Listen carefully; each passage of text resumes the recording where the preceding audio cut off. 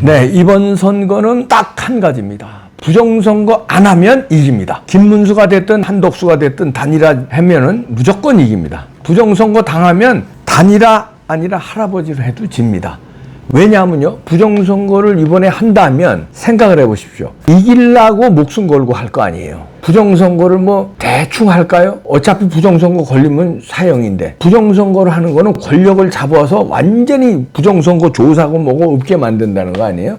그러려면 왕창 이기게 하겠죠. 어설프게 이기게 해서 지난번처럼 0.7% 이재명이 지고 이기는 줄 알았는데 0.7% 지는 그런 식으로 부정선거 안 할 겁니다. 완벽하게 압도적으로 누를 수 있게 부정선거를 하겠죠. 그리고서는 나중에 뭐라고 그러냐면, 부정선거 우리 같은 시비하면은, 야, 선거 전에 자식들아, 니네 한덕수든 김문수든 여론조사에서 이재명하고 게임도 안 되게 이겼잖아. 이재명이 뭐 그대로 나왔는데 뭔 개소리야, 이렇게 윽박지를 고 끝낼 겁니다. 음모론자도. 그리고 선거 불복이다 어쩌다 이러면서 음모론자다 하면서 조사하고 이럴 겁니다. 그러니까 선거 끝나면 끝이에요. 압도적으로 이기고 끝낼 겁니다. 자, 부정선거를 못하게 하면, 지금 파기환송해서 유죄 취지로 했는데 주변 애들 다 물어보세요. 이재명의 죄가 인정된 거 아니에요. 그러면 아주 개딸들이나 민주당 지지자 빼놓고는요 다 돌아왔어요 지금.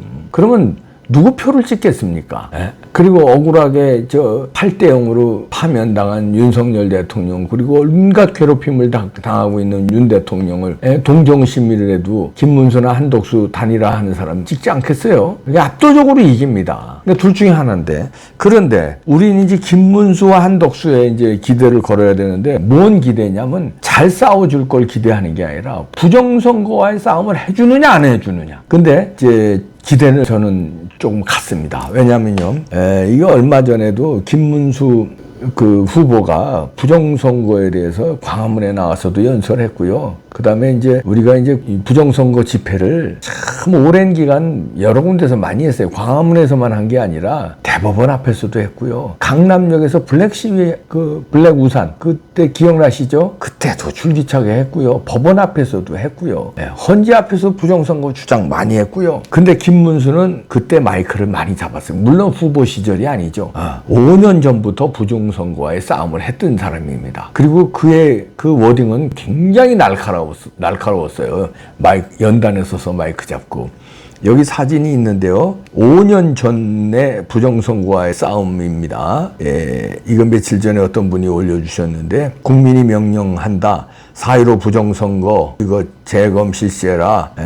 중립적 국제조사 서버 국제검증하자. 이런 그 집회에 나가서 마이크 잡고 강렬하게 외치던 분입니다. 저하고도 이런 집회 현장에서 많이 만났어요. 그러면 이제 우리 그 연사들은 그 본부석에 이렇게 앉아서 담소를 나누거든요. 그런 부정선거에 대해서 굉장히 분노했어요, 김문수. 그때 당시에. 그때 장관도 아니었습니다. 진짜 아주 초로의 그 투사, 그냥 그 연단에 서고 집회하는 투사였어요. 그 광화문에도 그때 많이 섰고요.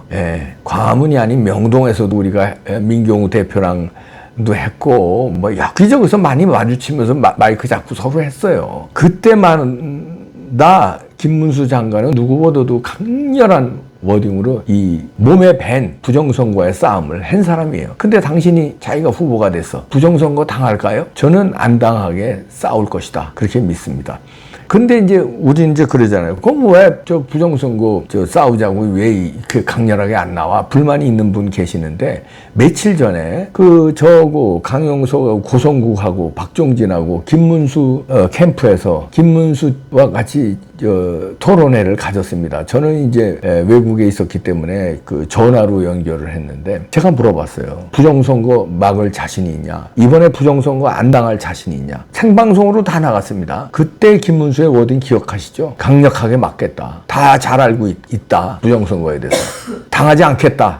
안 당할 자신이 있다고 말했습니다. 그리고 요번만 말한 게 아니라 5년 전서부터 부정선거와의 싸움을 줄기차게 했던 분이에요.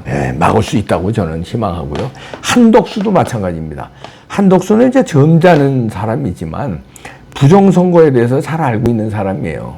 왜냐하면요, 그 총리로 있으면서 정보를 다 받았어요. 그리고 윤 대통령이 대통령이고 한덕수 총리일 때 두 분이 교감이 많이 있었습니다. 대통령과 총리가 계엄하기 전에 부정선거에 대한 많은 고민들이 있었어요. 그런데 안 되니까 선관위 때문에 이렇게 맡기고 법원에 이렇게 맡기고 하니까 계엄은 한덕수 후보하고는 상의 안 하고 계엄은 저질렀지만, 계엄은 잘했지만, 계엄하기 전에 부정선거에 대해서 많은 논의를 한덕수하고 저는 했다고 여기저기서 듣고 있습니다. 왜냐하면 대통령과 총리니까. 근데 대통령은 계엄하기 전에 이거에 대해서 1순위로 고민을 많이 한 사람이에요. 그럼 총리하고 당연히 정진석 비서실장하고도 했는데 정진석 비서실장이 미온적이었다고 그럽니다. 그런 정보까지 우리한테 다 새나왔어요. 정진석은 부정선거에 대해서 미온적이다. 다시 말해서 윤 대통령이 부정선거를 밝히는데 미온적이었다. 근데 한덕수는 그게 아니었다.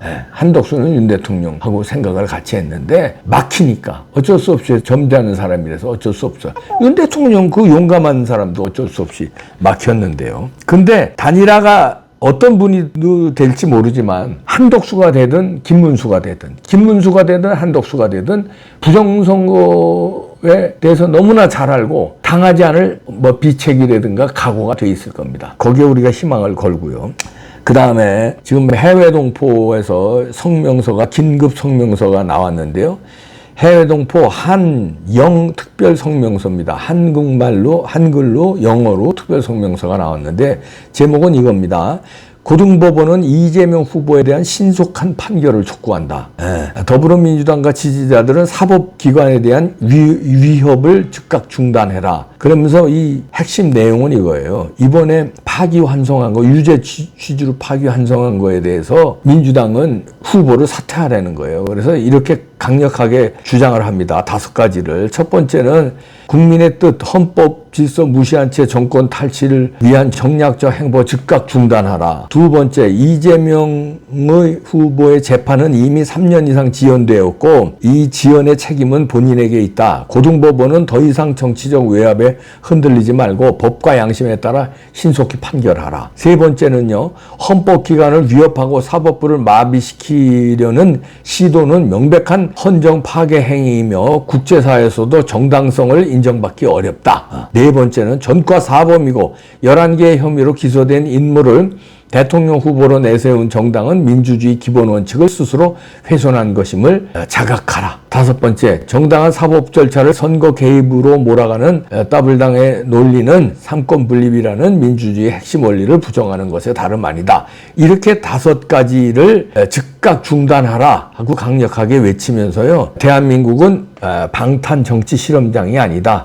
그래서 더불어민주당은 지금이라도 헌법 정신으로 돌아가 국민 앞에 겸허히 사과하고 이재명을 사법 절차에 따르게 하라. 후보 사퇴하라는 얘기죠. 그리고 건전한 야당으로 거듭나라. 그러면서 경고를 합니다. 우리는 경고한다고 한국말로 영어로 이렇게 국제사회에도 알리는 건데요. 국민은 이거 침묵하지 않는다. 그리고 부정선거와 헌정질서 파괴를 통해 정권 찬탈을 민주당이 노린다면 조기 대선이 아니라 오히려 조기 총선이라는 국민적 심판을 맞이하게 될 것이다. 그리고 지금은 정당의 명운보다 국가의 명운을 먼저 생각해야 할 때다. 고등법원과 대법원은 역사 앞에 부끄럽지 않은 판결로 대한민국 법치를 지켜내길 바란다. 이러면서 국내외 자유주권 총연대에 함께하고요. 한미주권회복연대, 자유주권총연대, 여성협의회, 자유주권총연대, 호주협의회, 그리고 코리아 디펜스 내셔널 얼라이언스 등등 단체들이 총망라해서 한글과 영어로 특별 긴급 성명서를 발표했습니다. 이번에는 부정선거가 쉽지 않겠다는 얘기입니다. 그렇다고 방심하면 안 되죠. 부정선거 안 할 놈들입니까? 안 하면 죽는데? 안 하면 이재명이 감옥 가서 1, 2년이 아니에요. 2, 30년 있어야 돼요. 그러면 이재명은 끝나는 거야, 감옥에서. 감옥에서 생이 끝나요. 그리고 어떻게 해? 이재명을 따르는 무리들, 걔네들도 다 끝나. 일부는 감옥 갈 거고 세력이 없어져서 와야 될 거고 돈도 다 날아갈 거고 국제법으로 심판받아야 더블당 800만 불 UN 제재 위반이기 때문에요. 그리고 434억 토해놔야 돼요. 완전히 개차반대요. 민주당은 돈 토해내 감옥에 우주 몇백 명 감옥 갈걸요. 이 자기 주군들이 없어지니까. 그러니까 그러면 부정선거 안 하겠어요? 절체 목숨 걸고 할 거고 이쪽은 김문수와 한덕수는 누가 단일화되든지 부정선거를 잘 알기 때문에 부정선거 안 당하려고 막을 것이고 단지 여기서 차이는 이재명은 목숨을 걸었다는 거고 한덕수와 김문수와 한덕수는 목숨은 안 걸고 이기기 위해서 부정선거를 안 막겠다는 거고 우리나라의 자유민주주의 체제를 강탈당하지 않기 위해서 부정선거를 안 당하겠다니까 어느 게 더 강할지는 저울을 놓고 대봐야 됩니다.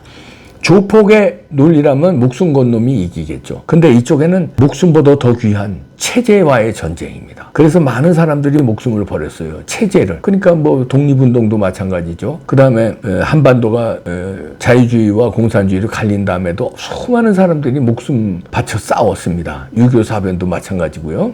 그럼 어느 목숨 거는 게 더 강하겠느냐? 조폭들은 이재명의 목숨 거는 게 더 강하다고 보겠죠. 그러나 열사들, 우리나라의 역대 그 애국 지사, 애국 열사들의 목숨, 조폭이 강하냐? 애국 열사들의 목숨이 강하느냐? 어느 목숨 건 힘이 강하겠습니까? 어느 숫자가 많겠습니까? 여기에 희망을 걸어보고요. 고든창이 이번 한국 부정선거 막겠다고 선언했어요. 뭔 보관이 있는지. 미국에서 무슨 사인이 나올지 이것도 한번 기대해 보고요.